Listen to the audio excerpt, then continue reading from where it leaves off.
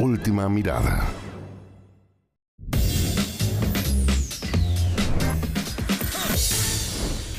¿Cómo están? Bienvenidos a Última Mirada. Vamos a conversar hoy día sobre un tema que es de esos temas que puede tener más relación directa con la juventud que estudia, pero es un tema que afecta a todas las familias del país. Vamos a conversar con Santiago. A ver, déjame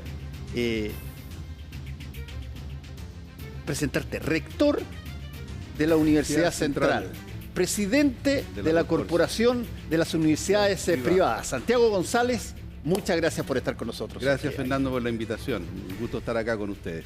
A ver, estábamos conversando hace poco tiempo atrás con otra persona que también tenía vínculo con el mundo universitario sobre este tema de la FES, que en algún momento dado pasó a ser un hito en términos de las universidades, porque tenía que ver con, bueno, no solamente los ingresos universitarios, sino que además tenía que ver sobre todo con lo que tenía que pagar el estudiante que estudiaba. Claro.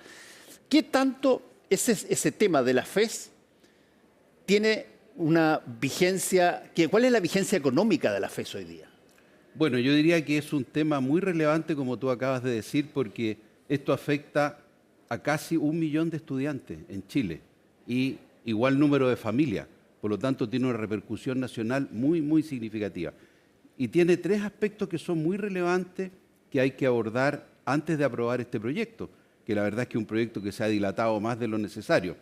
Tenemos una afectación a las universidades, ¿no es cierto?, porque restringe de alguna forma los ingresos de las universidades. Tenemos una afectación a los estudiantes, ¿no es cierto?, porque pone condiciones que por una parte pueden ser favorables, pero que por otra dilata mucho el pago, lo hace muy extenso el pago de los estudiantes, y también afecta la institucionalidad de la educación superior. Creemos que este es un proyecto que, si se aprueba como está, puede afectar la autonomía de las universidades y también hacer una diferencia entre tipos de universidades, en las que estudian estudiantes que tienen recursos económicos y que no necesitan el financiamiento estatal, y estudiantes donde sí necesitan el financiamiento estatal. Y eso no nos parece bien. Por lo tanto, es un proyecto de mucha relevancia y que afecta sustancialmente a la sociedad. Ahora, Santiago, si es que hay un tema en materia educativa universitaria que es planetario, es justamente el tema de,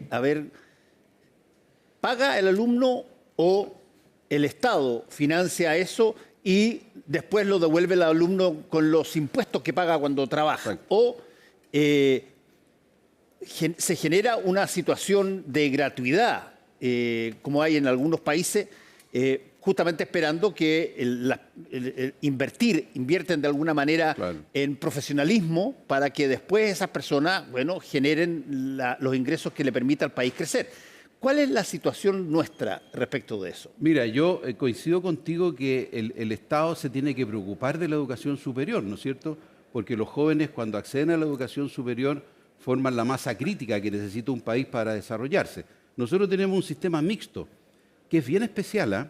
Nosotros tenemos un porcentaje de jóvenes, ¿no es cierto?, que están en los primeros 6 deciles, que estudian gratis en las universidades que están acogidas a la gratuidad, que son la gran mayoría. Y otro grupo de jóvenes que son del decil 7 al 10, que estudian con financiamiento estatal y con un copago. El financiamiento estatal es el CAE. Eso es lo que tenemos hoy día, ¿no es cierto? Y eso es un sistema que ha funcionado durante los últimos 20 años, pero que se encontró con un problema. Los jóvenes dejaron de pagar la devolución del CAE. Y eso empezó a generar un bolsón, ¿no es cierto?, de deuda al fisco que impide, ¿no es cierto?, seguir otorgando este tipo de crédito.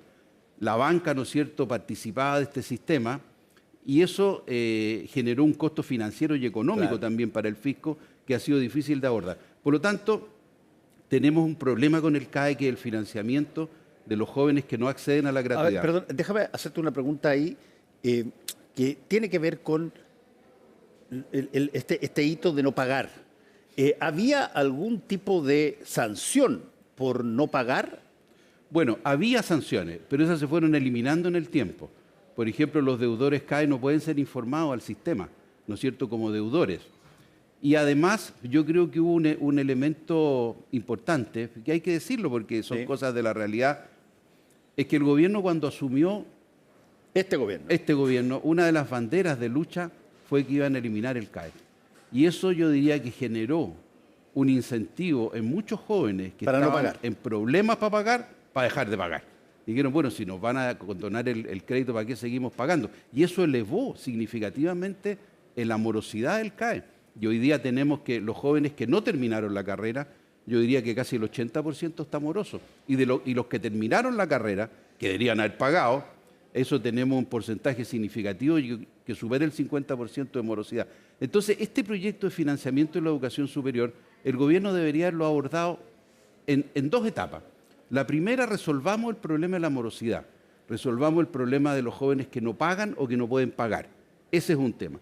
Pero después veamos cómo financiamos la educación hacia adelante, cuál es el sistema que vamos a ocupar, cómo lo modernizamos. Si vamos a eliminar el CAE, ¿por qué lo reemplazamos? Pero hacerlo juntos, en un solo proyecto, eso ha complejizado mucho el sistema. Fíjate que yo quiero insistir en un punto que a mí me parece porque de alguna manera muchos países lo estiman así, que es, a ver, ellos invierten en el estudiante. Yo voy a pagar el Estado dice, yo voy a pagar tu carrera, pero una vez que tú sales, te comprometes, ya sea por impuestos extras o por alguna otra tipo de situación, a devolver la plata para que otros, a su vez, puedan entrar a eso. ¿Eso no funciona en Chile? Bueno, ese es un sistema que se suponía que con el CAE funcionaba, siempre que los estudiantes pagaran, ¿no es cierto? Pero ya vemos que no pagan. El nuevo proyecto FES, ¿qué es lo que dice? Mire, dice, nosotros le vamos a financiar sus estudios y usted cuando se reciba o cuando deje de estudiar, un año después, tiene que empezar a pagar con cargo a sus impuestos. O sea, nosotros le vamos a cobrar un porcentaje de su renta. Le vamos a cobrar de acuerdo a lo que usted gana. Si usted gana menos de 500.000 pesos, no paga. Pero si gana más de 500.000 pesos, tiene que empezar a pagar. Y ese porcentaje va hasta el 8% de la renta de la persona. Y por un plazo de 20 años. No es por la deuda que tú adquiriste para estudiar. Y eso nosotros consideramos que no está bien. El estudiante tiene que pagar lo que el Estado le financió, más un porcentaje que habrá que estimarlo, un porcentaje anual. Una forma de interés, digamos. Una forma de interés. Pero tú no puedes decirle a los estudiantes, mire, usted, independiente de lo que yo le presté, usted tiene que pagar 20 años el 7%, el 6%, el 8% de su renta. ¿Por qué? Porque en los casos extremos, los estudiantes podrían llegar a pagar 3,5 veces el monto de la carrera. Y eso obviamente es un sistema que no va a funcionar en el largo plazo, porque los jóvenes no van a estar dispuestos a pagar 3,5 veces el monto de la carrera. Entonces nosotros creemos que a eso hay que ponerle límite. El estudiante que pague contra su renta, pero con un límite, que puede ser 1,5 veces la carrera, 2 veces la carrera, dependiendo de lo que se demoró. Eso es uno de los elementos que yo creo que en este proyecto hay que modificar. A ver, quiero saltar a otro tema que me parece también muy importante y que tiene que ver con los tipos de carreras. ¿Cambia en el tiempo el interés de los jóvenes por cierto tipo de carreras versus otro tipo de carreras, entendiendo, por ejemplo, que han aparecido todas las lógicas tecnológicas digitales, toda una serie de otras cosas que no estaban hace 30 años y por lo tanto no te podías meter mucho ahí? Pero hoy día hay una serie de nuevas disciplinas. ¿Qué tanto el joven chileno está o sigue interesado en ser profesional universitario? Mira, yo diría que en Chile en general las carreras que se dictan son las tradicionales. Las tradicionales, ¿ah? No tenemos estas carreras novedosas, ¿no es cierto? Hay universidades que están abordando esos temas, pero la gran mayoría de los jóvenes, 95, 97%, estudian carreras tradicionales. Ahora, las universidades, ¿qué estamos haciendo? Nos estamos preparando para adaptar esas carreras al mundo que viene, porque el mundo cambia ahora tan rápido, ¿no es cierto?, que las competencias que tienen que tener los jóvenes en el mundo profesional tienen que ser adecuadas a lo que les va a pedir el mercado, ¿no es cierto? Yo tengo que tener un profesional absolutamente digitalizado hoy día. Nadie puede pensar en un profesional que no comparta, ¿no es cierto?, y no tenga competencias digitales. ¿Y tienes, por ejemplo, profesores para enseñar en aquello. eso estamos, po. Todas las universidades, en el caso nuestro también, formamos la Dirección de Transformación Digital Educativa, donde tú incorporas en el currículum, ¿no es cierto?, competencias digitales, pero también tienes que preocuparte de los profesores. Claro. Nosotros tenemos 1.200 profesores en la universidad, tenemos que transformarlos, ¿no es cierto?, a profesores digitales que tengan y que entiendan y que sepan trabajar de esa forma para que puedan interactuar con los estudiantes. Afortunadamente yo diría que los profesores en Chile se han adaptado bien a ese cambio, porque es una necesidad imperiosa. Por lo tanto, ahí hay una revolución, hay un gran cambio muy significativo. Yo acabo de estar en una convención en Sao Paulo con la Corporación de Universidades Privadas de toda América, donde este era uno de los temas, ¿no es cierto? ¿Cómo avanzamos en los proyectos educativos de las universidades para incorporar las competencias digitales que vamos a necesitar en el futuro? Una cosa que se mencionó mucho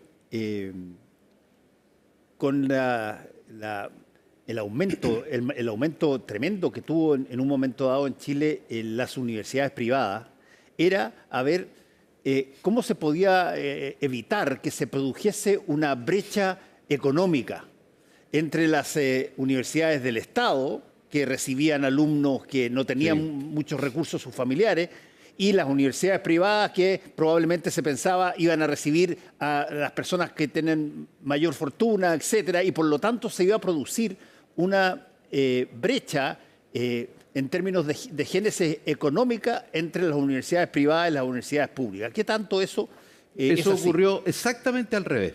Mira. Exactamente al revés. ¿Dónde estudian los jóvenes, no es cierto, hoy día de alto ingreso? En algunas universidades privadas, es cierto, pero también en las universidades tradicionales, especialmente en Santiago, en la Chile y en la Católica. Ahí van. ¿Por qué? Porque todos sabemos que esas universidades son universidades muy selectivas y ahí estudian los jóvenes de los colegios particulares. Entonces, si tú ves cuánta gratuidad tiene la Universidad Católica, cuánta gratuidad tiene la Universidad de Chile, mucho menos de lo que tenemos en las universidades privadas. Hoy día los jóvenes de escasos recursos, de los jóvenes de las familias vulnerables, estudian en las universidades privadas. Y eso es un aporte que hace la educación privada en Chile, porque esos jóvenes no pueden estudiar en otras universidades. Quizás en regiones eso se nivela.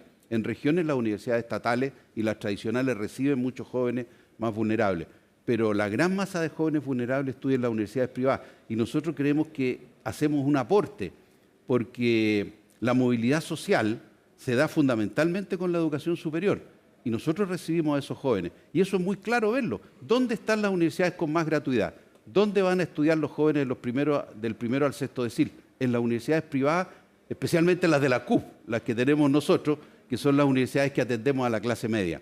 Ahí es donde están los jóvenes más vulnerables. Por eso que para nosotros es súper complicado que este proyecto, el proyecto FES, elimine el copago en los deciles superiores, porque eso nos resta ingresos. Sí. Y esos ingresos nosotros los necesitamos para formar a estos jóvenes.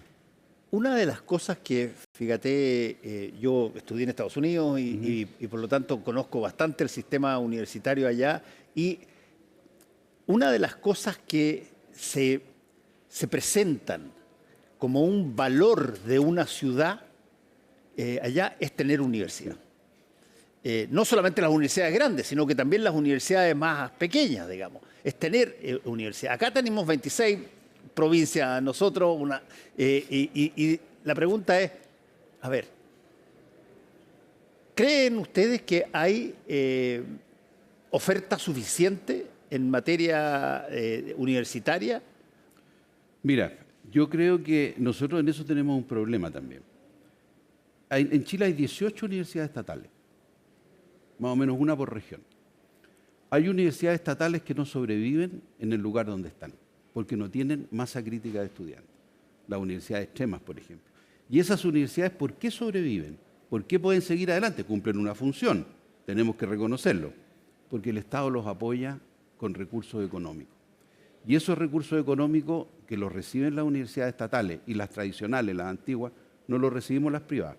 Nosotros también tenemos sedes regionales, también hacemos un aporte en regiones. Por ejemplo, nosotros en las universidades de la CUP tenemos universidades desde Coquimbo hasta Puerto Montt. En todas las regiones tenemos sedes, algunas de nuestras universidades.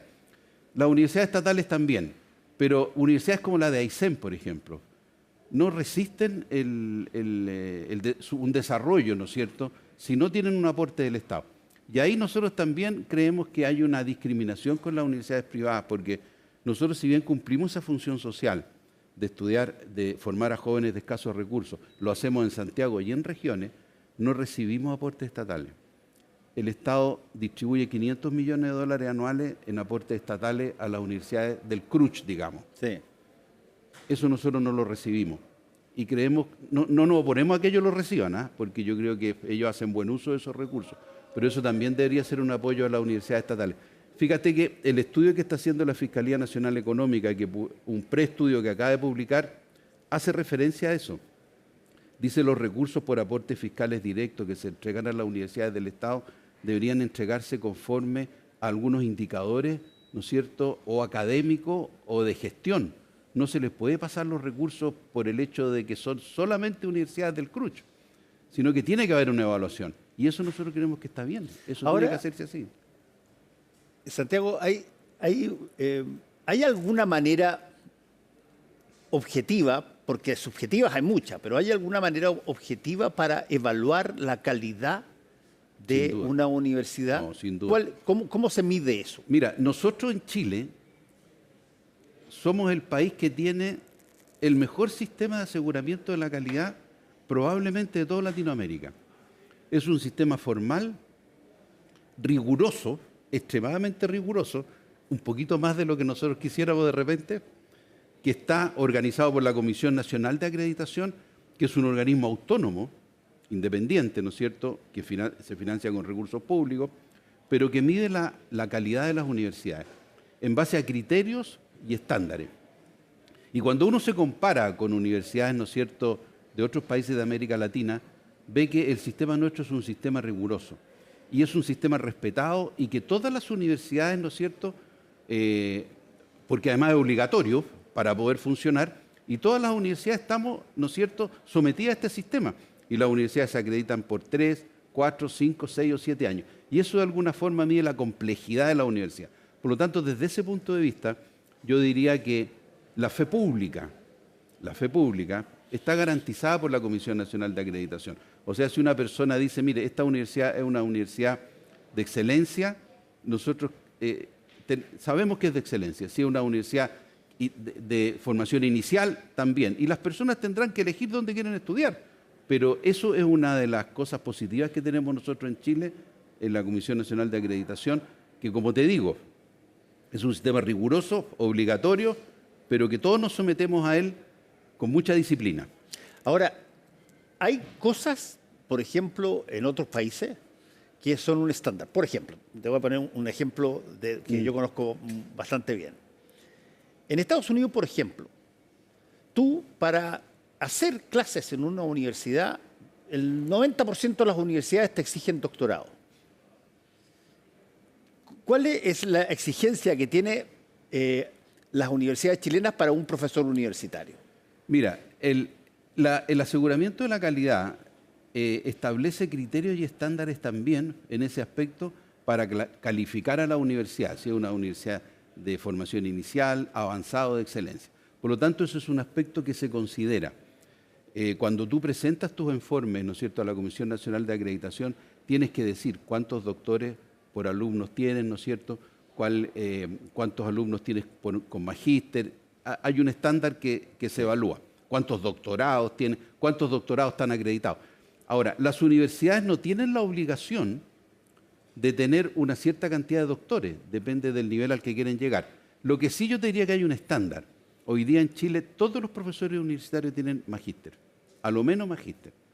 Ese es un estándar. Es raro que una universidad no tenga profesores que no tengan magíster, a menos que sea una persona que sea de una relevancia tan importante, ¿no es cierto?, y de un conocimiento tan avanzado que pueda ser profesor universitario sin tener su magíster. Pero yo diría que ese es el estándar. Y el estándar superior es el doctorado. Pero la universidad tenemos que mezclar también, porque no necesariamente los doctores son buenos profesores en carreras profesionales. Sí. De repente tú necesitas personas que tengan magíster, que estén en el negocio, que sepan cómo opera la distinta carrera. Por lo tanto, hay que tener un equilibrio. En general yo te diría que los doctores en las universidades están más enfocados a la investigación, a la creación del conocimiento. Pero la gran masa de profesores, en general, no en universidades tan de excelencia, son magísteres. Ahora, ahí tú tocaste un punto que me parece súper importante. Un porcentaje gigantesco de iniciativa, descubrimiento, inventos, un porcentaje pero enorme de cosas que le sirven a la humanidad han nacido de laboratorios, sea sociales o científicos, pero universitarios. ¿Qué tanto nosotros tenemos, en qué lugar estamos en presentar, novedades de todo tipo, inventos, genialidades, en fin? ¿Qué tantos Einstein tenemos? Nosotros tenemos un problema ahí en Chile. En Chile el Estado invierte muy pocos recursos en investigación. Se invierten pocos, nosotros estamos en el 0,36% del PIB. Los países, ¿no es cierto?, donde toman en serio la investigación están en el 2, en el 3%. Por lo tanto, ahí nosotros tenemos un déficit, y es muy cierto lo que tú dices. Es cierto que en Chile hay buena investigación, hay buena innovación, y los investigadores chilenos figuran a nivel mundial, ¿no es cierto?, en sus publicaciones, en sus citaciones. Pero nosotros no somos un país que genere gran cantidad de conocimiento, porque no hay una política, ¿no es cierto?, orientada a que las universidades se focalicen en eso.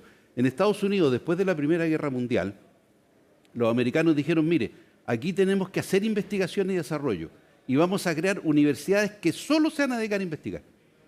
Las universidades, las famosas universidades de investigación. Sí.